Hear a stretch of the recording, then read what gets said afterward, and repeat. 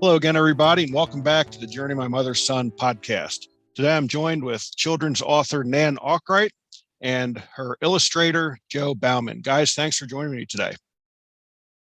We're delighted to be here. Morning. Thank you. Awesome. So the children's book is called Mission Control. And before we get into the book itself, if you guys can just give me a little bit of a background about each other. Nan, I'll let you start. What is your background? And then we'll talk about, what drove you to go ahead and write the book. Okay. I'm a pediatric occupational therapist. A lot of people don't quite know what that means, but I work with children who are having difficulties with fine motor and gross motor skills. And they usually also are challenged with speech and social skills and academics and behaviors. They all are kind of hard for the kids. And so I'm working with them to try to help them be able to navigate their world a little easier and help the families as well know what to do to help them. And I am a former teacher, and Joe and I are actually working also on a new adventure, not adventure, but venture, and it's NFTs that relate to the book that we've worked on together. So that's a little of my past, a little of my future. And right now I'm happy to be here and sharing about the book and what we're trying to accomplish through the book, which sounds very similar to what you've done with your career as a coach with baseball. Absolutely. And Joe, what is your background? My background is primarily in technology. I guess technology related to animation. And so I think about maybe 2009, I started work at DreamWorks Animation, and I was there for about 6 years working in their technology department, but it was a lot of going back and forth between technology and production management. But I've always wanted to kind of be an artist. Ever since I was a kid, I've always drawn, but it was never something that I thought I could actually make a living at. And so working with Nan on this book, I think I'm pretty close to making that, that dream a reality. So I think I'm heading in the right direction finally. But as far as, wanting to be like a full-time illustrator, artist, and story guy, it's been basically a lot of influence from the people that I've worked with in the past. Specifically DreamWorks was like, I worked in so many different departments and I see all this amazing artwork, and it's like, I'm just soaking it in like a sponge, and, how to do this and how to draw that and what to think of. And, a lot of it was a lot of my, my homework on my own, just teaching myself like how to put together a frame and composition and color and what do I want my characters to do and gestures. Like I want my, drawings to kind of speak for themselves and tell a story without even having any dialogue. That's kind of like my goal. I want it to be very cinematic. And I think I was able to achieve that in our first book. Yeah. And I want to do, my goal is to make more of that in the next books and, and carry Nan's message throughout what we do here in the future. That's awesome. That's one of the best parts of the book is Joe's drawings that don't need words, because that allows me, when I read the book to kids, to customize it for their particular needs. So every book can be read completely different for every child I work with, because it's open-ended like that. It's not just page after page of reading text like teachers or librarians or parents are often used to seeing with books. It takes time to go to look at the pictures and really look at the details and see what are the embedded messages in the story that Joe brings out with his drawings. Yeah, the illustrations are really, really good. I just want to say that. And thank you. So how did the concept of the book come together, and then how did you guys get together to collaborate on it? Like, Nan, did you know Joe as an illustrator, and did you kind of have him in mind when you wanted to do the children's book, or how did that all come together for you guys? No, I didn't know Joe in advance. I actually got a calling from God to write these books, and I've never aspired to necessarily be a writer, and certainly not a children's book writer. But I jumped on the call and started. I wrote the story, 3 books. It ended up being in my mind, and then I started reaching out to try to find an illustrator. I had no idea what I was supposed to do to find an illustrator, but I did know Joe's wife, and she was just on my list of people that I contacted and asked, do you know any illustrators? And she passed the word on to Joe, and we met, and it was like, oh, this is perfect. We both are on the same page.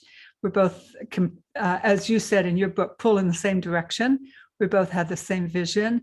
And so we've been working together for a couple of years now, and it's a delight to put our heads together and come up with creative ideas and build on each other's ideas. So his connections and my connections all help us as well. And so it's really a fun project to do. And we've got a lot of books ahead of us still, because we expanded it from the 3 I started with to 6 now.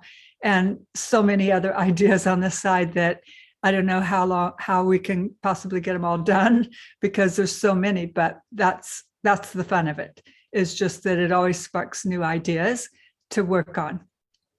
I think that's the beauty of creativity, is it really does continue to feed off of itself as you move along. So that's awesome. I love the story of the book, to really teach kids to kind of take a step back and grab hold of their emotions. I was having some technical difficulties with my computer this morning before the podcast, and my wife probably would have recommended me reading the book as I was going through that. I might have been losing control of some of my emotions. But I do love that. And that's one of the things as a baseball coach, we taught a lot to our kids, is that, you can control the controllables. You can't always control what happens to you, but you can always control how you react to it. And I think that's really the underlying message of the book. So, why was it so important for you guys to get that message out to kids to be able to be in touch and control their emotions? I just see that it's a challenge for every single child I work with, and the parents are not sure how to help. And so I wanted to make it a fun way for kids to be able to relate to the main character in the book. And they do. That's what's great about the book, is I can say, like, would you like to be like the boy at the end of the book where he says mission accomplished, because he did do the hard work to be able to get in control of his emotions and learn from it with his mom's help. And that's my message I want to get across to kids, which I think is very much the same message that you have. I'm sure it's also extremely frustrating for many of your athletes to stick to something, persevere, and have goals, and be resilient, and be willing to try something and fail. And again, like in your book, you mentioned, like, let's take a shot at this. Let's swing the bat. And that's also like, why not do this? Like, let's go ahead. We've got some important information to share with the world, help building healthy families. So this is our chance to do that. And it's a long process and time consuming, a lot of energy, a lot of learning in the process of it, but all worth it, because every time I read the book to a child and the child says, yes, I want to be like that character, it's all worthwhile. Yeah. So for you, Joe, when Nan first approached you about the idea and the concept of doing the children's book, how long did it take you to buy in? And then whose idea was it to kind of convert it into a superhero story? That's a good question. Yeah, it was one of those things in the back of my mind that I've always wanted to do. I did one, like my first children's book was, I would say, about 6 or 7 years ago. And it was like a friend of a friend. I did it for free, and I did it like within 3 weeks. And it kind of left a good taste and a bad taste in my mouth at the same time. And it's like, I love doing this, but it was like the turnaround was just too quick. So I thought to myself, hopefully in the future, I'll be able to either do my own book or work with somebody where I'll have a lot more time. The opportunity with Nan was just like, kind of like what Nan said is about, it was like a calling from God to write the book. And it almost seemed like it was the same thing with me. It's just kind of like, this was a really, really good opportunity to work with someone who has a good message and, something that's helping kids. And I can incorporate what I've learned and learn along the way, because I'm not the best, but I feel like I have just, it's something in my head. I just need to do like a kind of a brain dump and just put it on paper or put it on digital paper. And so as far as the superhero angle, it was just very organic as far as, reading Nan's story. And then did I come up with the idea as far as like, yeah. It was amazing. I wanted to, it's like, how can we segue from reality to this idea that he's learning along the way? And I thought to myself, like, well, pulling thoughts and ideas from my past is kind of cool to do kind of like a kind of a tribute to, in my head, Bill Watterson, who's the author and illustrator of all the Calvin and Hobbes book. He's like one of my idols. So it's like Calvin and Hobbes, he goes in these imaginary worlds and stuff. It's like, well, that might work with this. So going into, his imaginary world where he can learn something based off of, like, it's everything that's happened in his imaginary world is his brain trying to work out the problem. And so Joseph has, his dog Gretchen, who in his imaginary world is real. And then in real world, it's a stuffed, Gretchen is a stuffed animal. And so when he's in his imaginary world, he has Gretchen there, who is like the voice of reason, kind of a representation of his mom, and who it kind of like coaches him along and helps him think and work through these things. And then the robot Robojo is kind of an extension, kind of an avatar of his big feelings or whatever he's feeling, at least in Mission Control. That is a big robot that represents his big feelings, and whatever he feels something, Joseph feels it, because they share what I call a haptic suit. It's very popular with video games, and it's going to get more popular in the future with the metaverse and all that kind of stuff. But so everything's connected. And then when he goes back into the real world out of his imaginary world, and so he has these lessons that he's learned, that he failed in the beginning, learned something through the failure and worked things out through his adventure, and then comes out at the end better and more educated and more learned as far as like where he was in the past and where he's better now in the present. And has hope for the future. And hope for the future. Yeah, the promise of tomorrow. I love that. And I loved, when I was growing up, I loved Calvin and Hobbes. So it's pretty cool that that's kind of like one of your inspirations as as an illustrator and as an artist. Were there any other major influences that that you've had as an artist or an illustrator throughout your life? Yeah. I big time on like Batman and Spider-Man. I was like a kind of a comic book nerd when I was a kid, but a lot of movies, growing up, that was a big thing with my brother and I, just watching movies. And so, Ultraman, Japanese, like sci-fi was a big thing for me. And Iron Giant, anything from Brad Bird,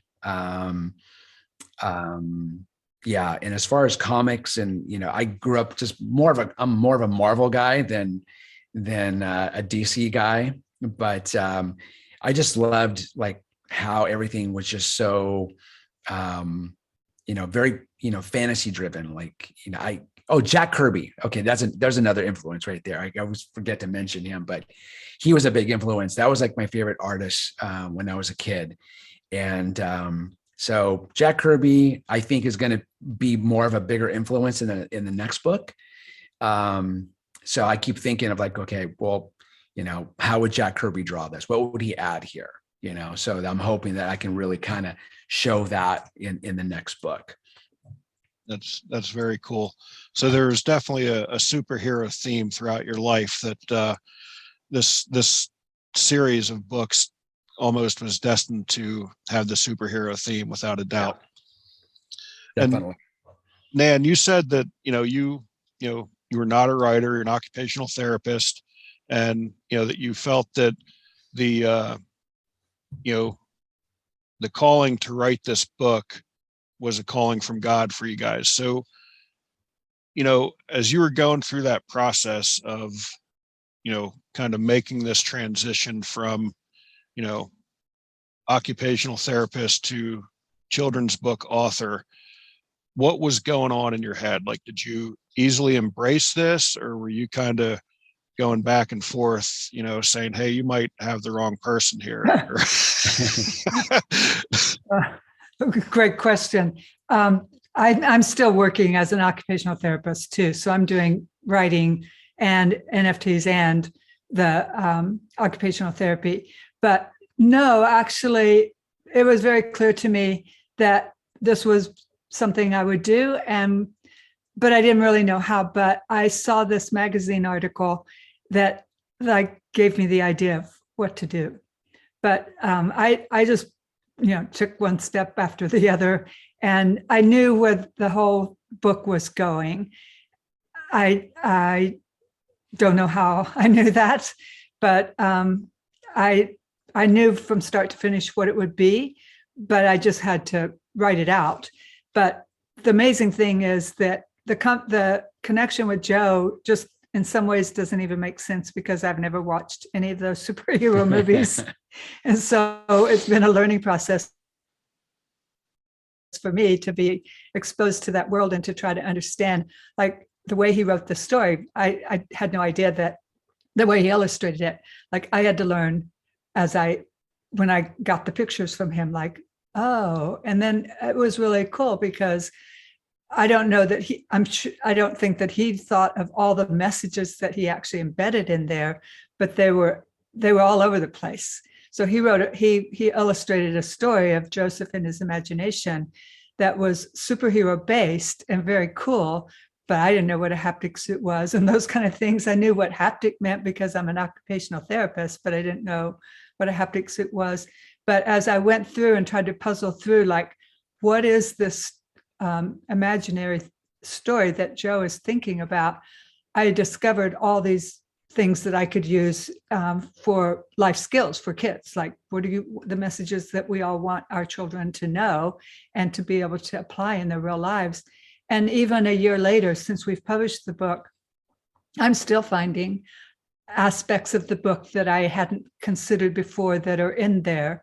That is just amazing to me, how widely I can use that, and for the different varieties of needs that the kids had. It's just applicable all the time. And even if I read the book to a child one week about one issue that's a challenge, the next week I can read it again with a different kinds of challenge that the child might be going through that week. So it's a book that can be read over and over and over through the years. And we made it like ages 4 to 10, but I've read it to 3-year-olds and they get it, and I've read it to older kids and they get it. So I just love it because I just use it all the time, and I have all kinds of incentives, like stickers that we've created to be able to give the kids a spinner so they can spin and see which character they get as a sticker to take home with them as a reminder for what they learned during their session with me. and what the parents can help them remember at home. So there's all kinds of things on our website, which is thebadgesofpower.com. We have all kinds of samples of things that the kids have done related to the book, and things that I've done with them, or things that they've spontaneously come up with on their own. So I love that I can have an influence on kids, and Joe and I can have an influence on kids that goes home with them, and that they can apply in other settings besides just with me doing a therapy session. Yeah, I love that. And so this is the first book of a series. You guys have publication dates yet for book number 2, and how is the series coming along for you? We got waylaid a little bit by learning about NFTs. And so we're still trying to get the next book out in 6 months, right? Mm-hmm. Yeah. Okay. And then try to get on a schedule of getting them out regularly. Yeah. And tell me a little bit more about, I don't know that everyone knows what NFTs are. So if you can go into a little bit of detail of that. I know when I first saw it in the emails, we were going back and forth setting up the podcast, I had to look it up. So I had no idea what. Most people do have to look it up. Yeah. And even after they look it up, there might be. Yeah. And so I'm probably, this is as much for me as it is my listeners, because even looking it up, I'm probably still a little fuzzy on it. So if you can go a little bit of detail as to what exactly is an NFT. It's a stretch, but Joe, go ahead. So NFTs is short for non-fungible token. And so I could get very detailed about it, because I pretty much learned it, from my son-in-law. And we've both been kind of exploring this space together. And he's actually working on a project as well with a buddy of his. But basically, we're doing this instead of a, can I say, instead of a Kickstarter? Yeah. Yeah. So instead of a Kickstarter, crowdfunding. Yeah, it's all about funding. And this was a kind of a different and maybe modern take on fundraising for the books. And so, and basically it's selling our art.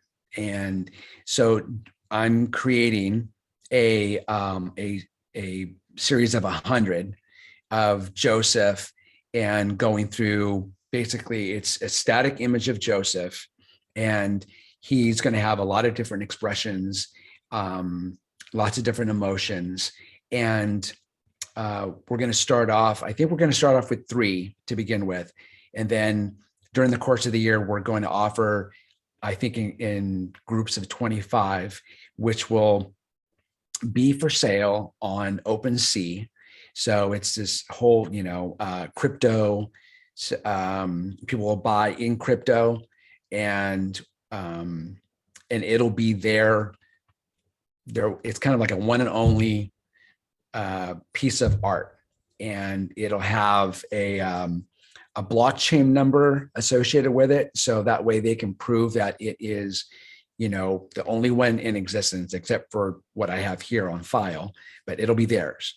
And we're hoping what's going to happen is in the future, they'll become more valuable, and then we can sell them for more. And it's just a way for us to get our brand out, our message out. We have a charity that we're going to be giving 20% of proceeds to.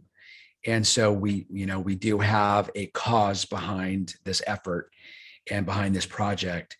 And we're working with, we have some advisors that I used to work with at DreamWorks. And we have another advisor who has he's starting to get a pretty big presence in the, what do you call it, NFT world. And her name is Deborah Nip, and she has a project called Women in Crypto. And so we're supporting her cause as well, as far as, women empowerment in that space. And so it's very involved, but it's something we're pretty excited about. And we're just hoping it's going to just take off, and that will kind of relieve some of the pressure as far as, getting the rest of the books done. So it's exciting. It's a lot of hard work, but we're getting close to getting it to the place where we're going to be able to see, the fruits of our labor kind of thing. Yeah, it's a steep learning curve too. So worth it. I'm sure it's an interesting way to raise the funds for sure. So you guys are self-publishing right now, is that correct? Yeah, Yes. yeah. I did the same with all of my books so far. So what was that like for you guys to navigate the self-publishing jungle that's out there? Because I know for me it's like trip up here, trip up there. So what was that experience like for you guys going through the self-publishing process? Another steep learning curve, but that has helped me for sure. I'm sure it's helped you, Joe, be able to step into the NFT world, because both of them are unknown worlds to both of us. But what we learned with the self-publishing definitely has helped us. Yeah. And luckily we had someone that was a little bit more knowledgeable in putting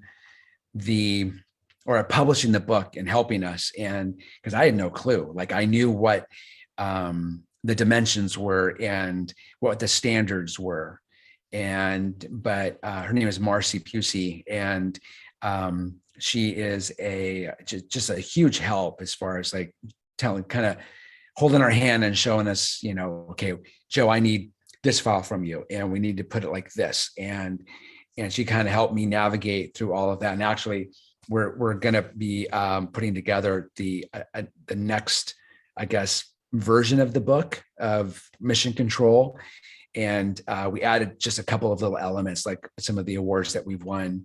And we made just a few minor changes to one of the pages, and that we added towards the end that just gives a little bit more information where you can find more of, the badgesofpower.com and what you can find there, and a picture of the real life Gretchen.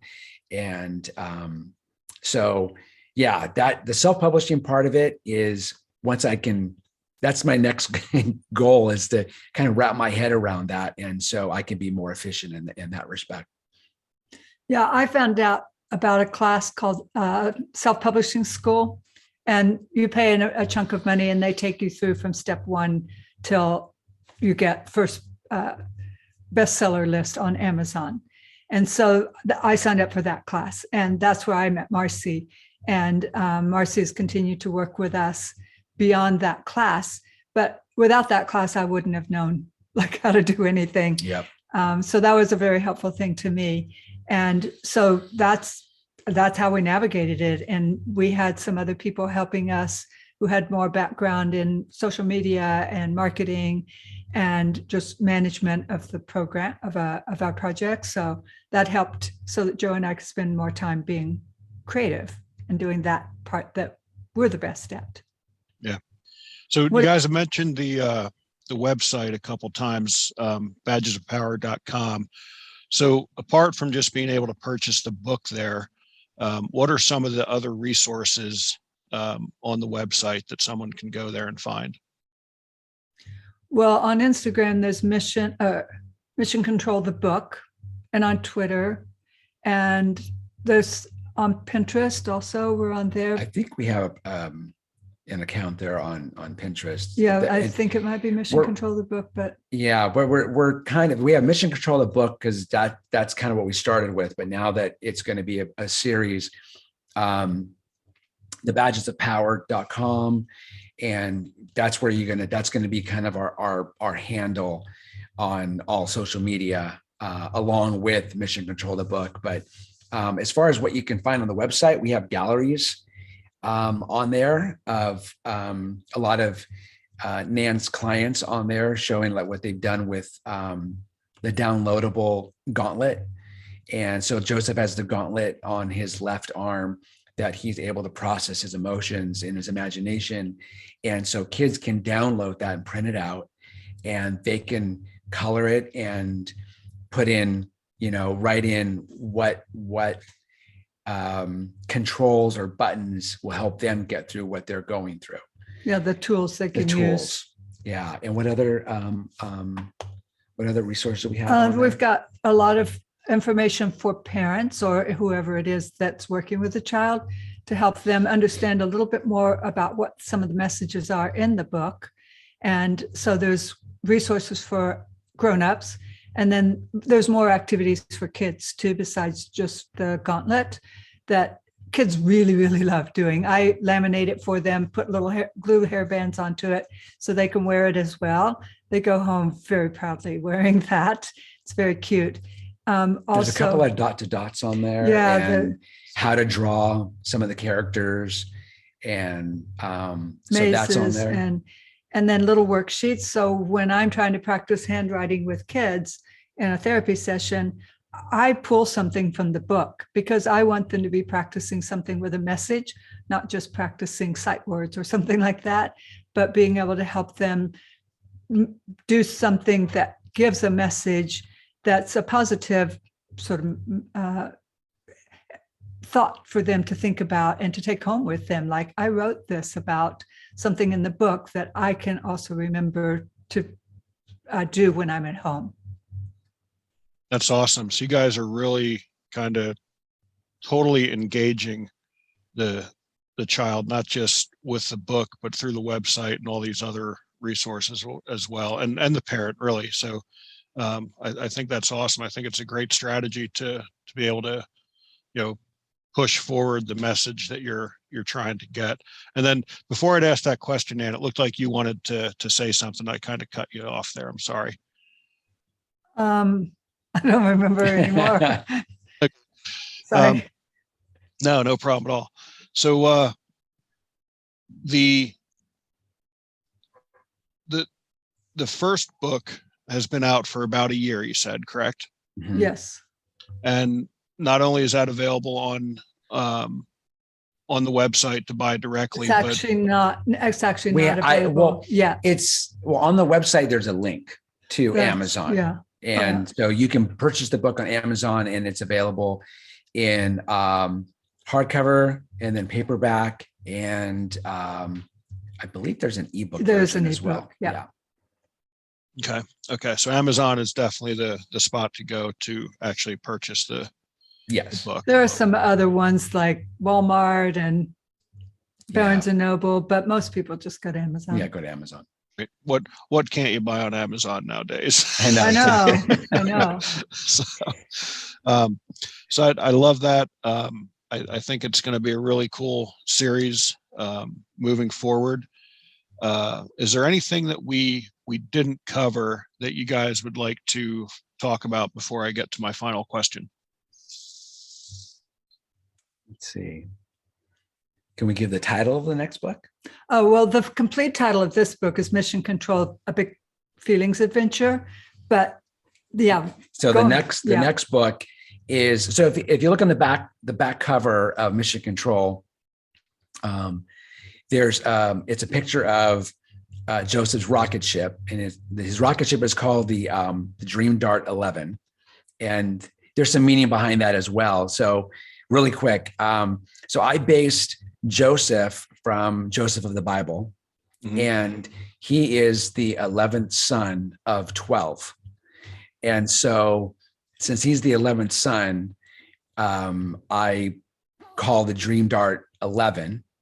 And so, there's also the famous play, Joseph and the Technicolor Dreamcoat that he received when in the Bible, where he has his like awesome coat. So that's where the dream part comes in. And so the next, so in the back cover, he's off to his next adventure. And so what this next book is, it's kind of a segue book to what we're calling is the Three Kingdom books. And so the next book is called Mission Brainstorm, A Big Brain Adventure.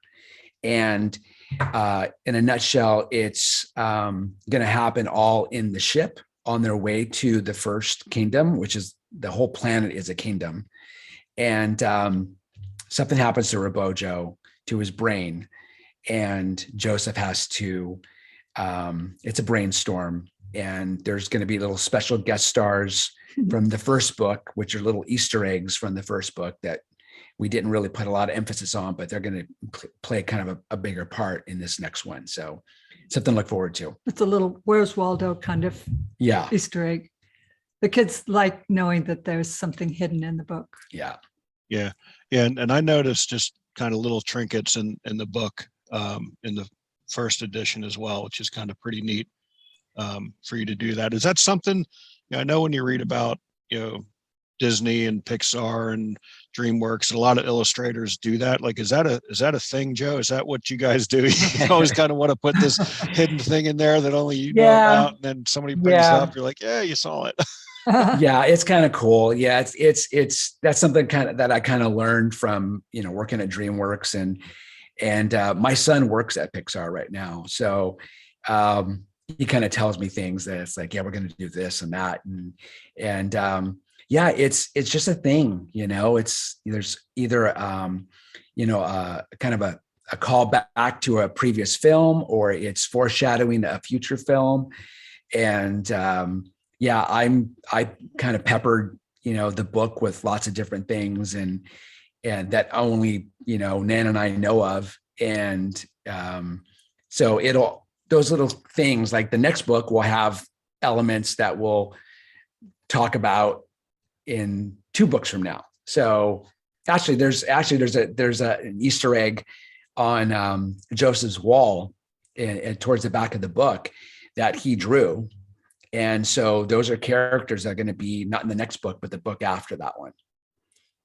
That's very cool. I love hearing the little ins and outs and intricacies of the illustrator's mind there. So that's very cool. Yeah. But he's got a very different brain than mine. Yeah. That's why it works well together, I think. Always, there's always got to be a balance there, without a doubt. And when you find somebody you can collaborate with, it's pretty special for sure. Yeah. So just one more time before I get to the final question, the website, where again, just where they can get the book and all that sort of stuff. Just one last plug before we get to our final question. Okay. thebadgesofpower.com. That's the website. And then on Instagram, it's Mission Control the Book. And I think on Twitter, it's also Mission Control the Book. And then Facebook, I think, is the same. Facebook, I think it's the same. Mission Control the Book. And then we also have the Badges of Power for Instagram, which is brand new. I think we've only have one post on there right now, but that's going to be bigger in the coming months. But we're using Mission Control the Book for now. Yeah. But we're going to basically kind of hunker down for the next few months to get this next book out, and then hopefully towards the end of the year, we'll be out like gangbusters.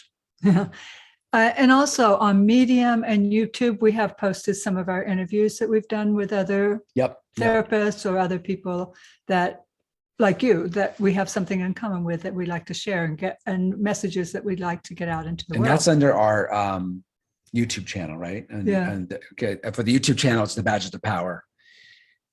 Cool. And the Medium, I have no idea, actually. I'm not sure.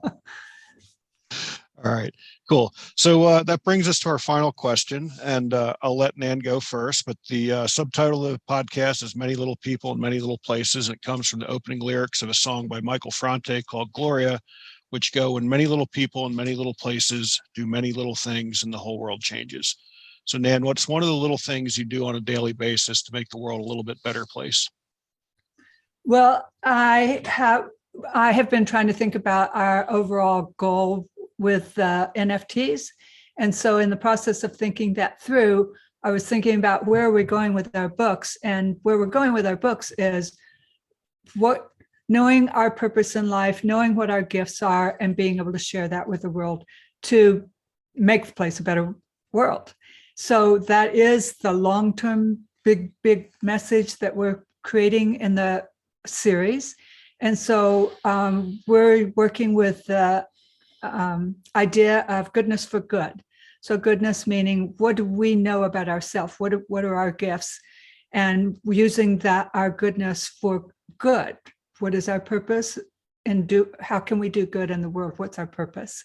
So that's what I try to think about every day now that I have that actually in words instead of just like in my head. So I'm doing that as far as trying to find ways to get that message into my therapy sessions, but also just in my interactions with people I come into contact with every day. Just how can I use my gifts to help someone else and make their life a little easier? That's one of the main things. Someone said one time, like, what could I do to make your life easier? I'm like, oh my gosh, like, how much time do you have? There's so many things people can do to make my life easier. And I just thought, wow, that's a big reaction on my part to think like, yes, I would love someone to do something to make my life easier. So if I like it that much, then other people must like it that much too. So I try to reach for that every day. Like, how can I make the life of the kids I work with just a little easier for them, or the parents, or just, anybody that I come into contact with in the day. I love that. And Joe, for you, what's one of the little things you do on a daily basis to make the world a little bit better place? Well, currently, for the last 6 years, I've been a